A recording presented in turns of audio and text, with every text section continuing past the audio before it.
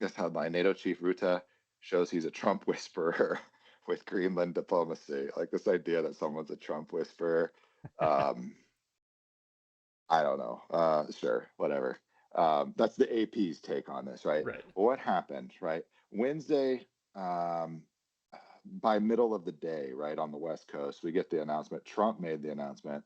Um, Basically, a framework has been agreed to on the Greenland topic between Mark Rutte, the Secretary General of NATO, former Universal,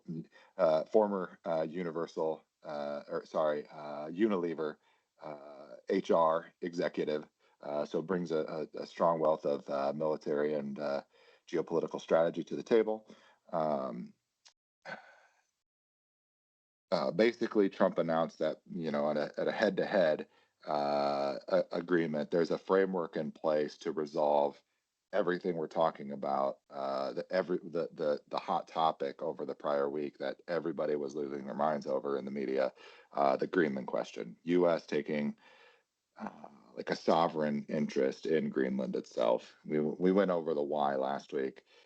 I think that the key takeaway out of Davos is how quickly this folded, and um, I mean it's bringing back that like Jordan-esque level of dominance Right. over your competing faction. Everybody thought there was going to be some resistance, um, despite Gavin Newsom's desperate pleas.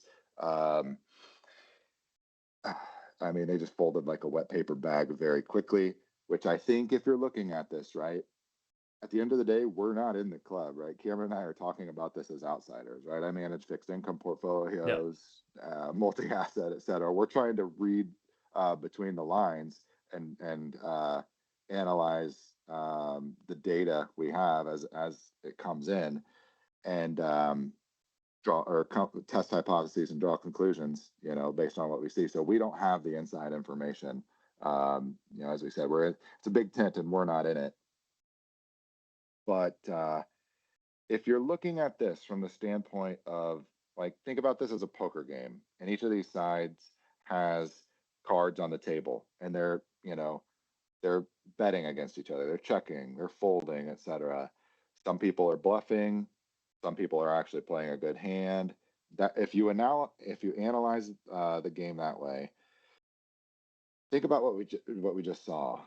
One side's kind of leadership just traveled to mainland China, do photo ops, go with the CCP, partnering up with the supposed adversary, right? When we talk about like Right. the West, the US confrontation with China, what have you, like, wait a minute, I thought we're supposed to be addressing this challenge together.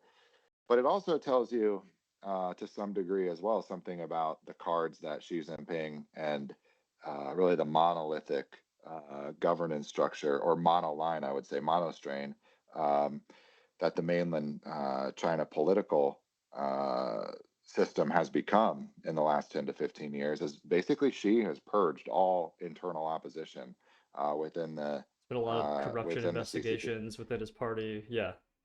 I mean, some of it may be true. There's always political corruption, but if you're trying to, remove your political opponents or competing power factions, we just, show me the man, I'll show you the crime, Right. as Stalin said. Um, so I think what you're seeing here as well, if you just read between the lines, Xi Jinping's cards might not be as strong as everybody is presuming, right? Let's just leave it at that for now. Now, on the other side of it, if you're looking at, obviously Gavin Newsom showing signs of frustration, someone, instructed him, or part of the planning with his team, for lack of a better word, was, hey, you're going to go to CCP, you're going to go do this, same thing, Carney, et cetera. Um, and you're going to like present it as a big win.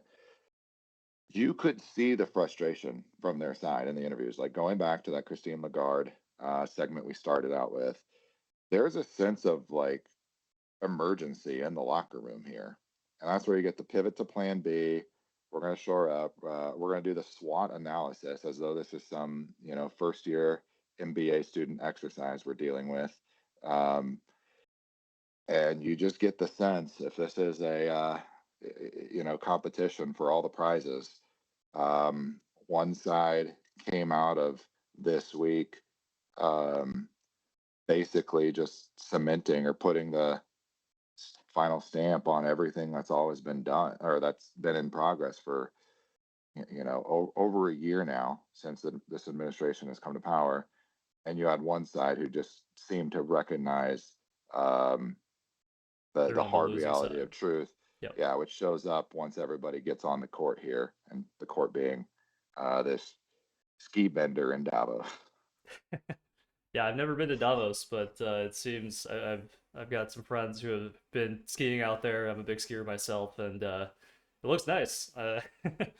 So I don't doubt that everybody's having a good time out there. But at the same time, if you're one of these folks and you're out there, you're probably looking out on the slopes, thinking to yourself, I wish this had turned out a little bit differently. If you're Carney or if you're anybody within that CCP kind of faction. Yeah.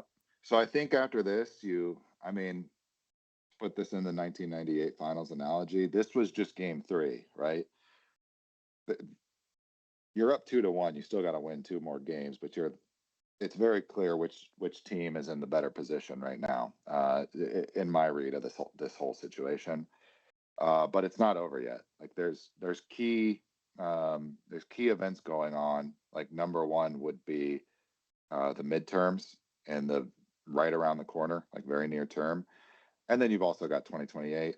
But I think you're also like part of this recognition from the World War II era institutional leadership is the fact that this thing is not going away.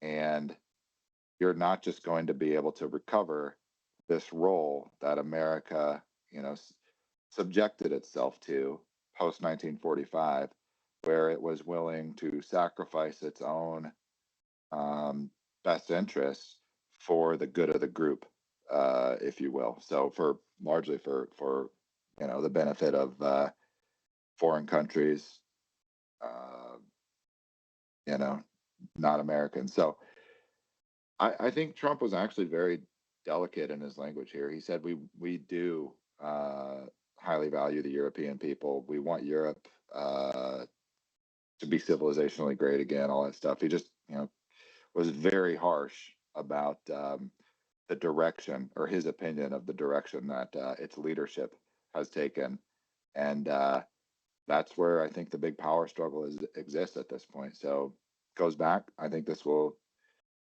if it wasn't clear before, after everything we've seen since um, the GFC in 2008, and this slowly starting to unfold.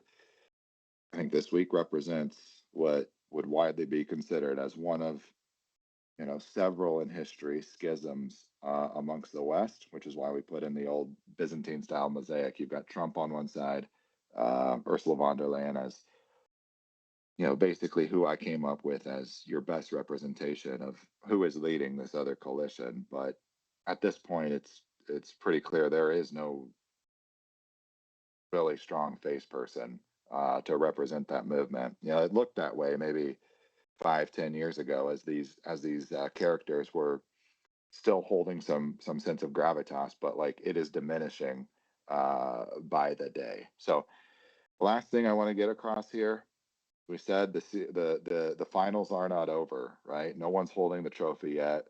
That tug of war has not been fully won out. I think this is the point where, what do you expect moving forward?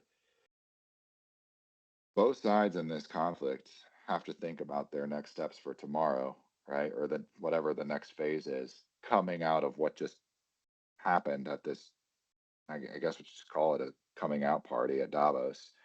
Um, Europe needs to go out and or go back to the locker room, regroup, and they're going to come back with something. There will be a strategic move to try to shore up their position in this great power struggle. Um, but it's at that point where volatility could get introduced to the system. You don't know what to expect. It could hit financial markets, debt markets. I'm seeing things today, come across our screen, our dealer chat on Bloomberg, talking about Apple 10 or more year debt trading above 5% for the first time in a few months, trying to solicit buyers after someone dumped a large lot, let's say, of a specific QSIP. But I'd expect something like that, and you've already seen baby steps on that approach. You notice there have been a couple of Dutch pensions who said we're dumping our U.S. Treasury investments, given what we saw just take place in Right. Denmark. Just Denmark. Yeah. Expect that to broaden, and this could broaden into counter moves across other venues. And this, um, I don't know what to call it at this point. Is it a cold war? Is it a hot war? It's a little bit of everything. As this big volatile age we're living through continues to unfold. Right. And I say that the last thing. Let's close with this thought, Cameron. So I think it's notable.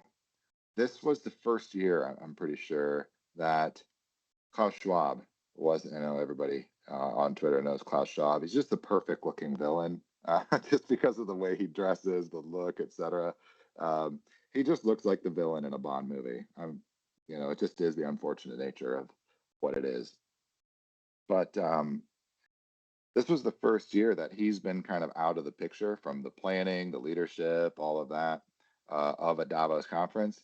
This year, it was really Larry Fink who took the organizational reins of Davos leadership. And he talked a little bit. I won't get into this about what does Davos in the future look like? How does it stay relevant? All of that. And basically, it's what it is. It's just as we talk about. It's a ski bender for the uber wealthy and the elite, right? Um, so what I want to get at here, all of the programming, everything we saw to set the table to deliver the win that I would argue that the sovereigntist movement came out with here, all the way from the speeches, the sound bites, also the events themselves, right? You're always looking at conferences, right? Who announced something, right? Who got the media Right. drop? It's the Greenland framework, and then the Board of Peace signing ceremony to basically a Trump side routing of those post-war legacy institutions, the UN, et cetera, with this Board of Peace to um, bring a positive resolution to the Gaza situation, I think is the ultimate outcome. But my point is that whole framework itself doesn't exist if the conference organizers don't allow it to happen. So if Larry Fink didn't want this to happen, the programming would have been structured such that what we saw take place did not take place. And my read of the situation, right? Um, so I think there's something deeper there. We talked about what BlackRock represents. It is a deeper question. It's a player in the game in terms of a you know legacy, like Anglo-Dutch tradition financial aggregator, where everybody rolls up their fractional securities claims into one entity, largely controlling the retirement savings, pension wealth of uh, most Western nations at this point. Um, I think there's something deeper there to peel back. I won't get into it any further than that because a lot of this from the outside is still um, sitting below several veils to figure out exactly what's going on. But my point that I'll leave with is none of this happens without uh, WEF's, we just call it like permission in the programming uh, for those two sides to then go out there and do what they both did. So think about them like the arena that itself that the game is taking place, which is kind of an interesting train of thought to go down as we continue to watch this big story unfold in not just money but governance, power, and finance itself in the year ahead. So I guess buckle up. As hard as it is to believe. We're only 3 weeks into I 2026. know it's not even end of January yet, and we've already got some pretty big geopolitical news. So yeah.